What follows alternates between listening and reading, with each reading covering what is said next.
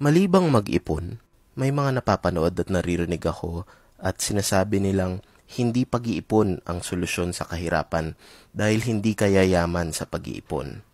Medyo agree naman ako dyan. Hindi mo talaga ikayayaman yung pag-iipon. Pero, kung nagsisimula ka ng paglalakbay mo patungo sa financial freedom, kailangan mo magsimula sa basics.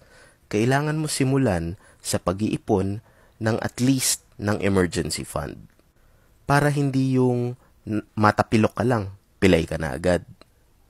Tapos, kailangan yung ipon mo umabot sa point na kaya mong pakainin yung sarili mo at yung pamilya mo ng ilang buwan kahit wala kang trabaho. Yun yung halaga ng ipon. Pero after that, pag nagawa mo na yung basic na emergency fund at saka yung konting buffer, mag-invest ka na. Dahil yung investment, yun talaga yung makakapagpayaman sa'yo. Pero make sure na meron ka munang basic na ipon.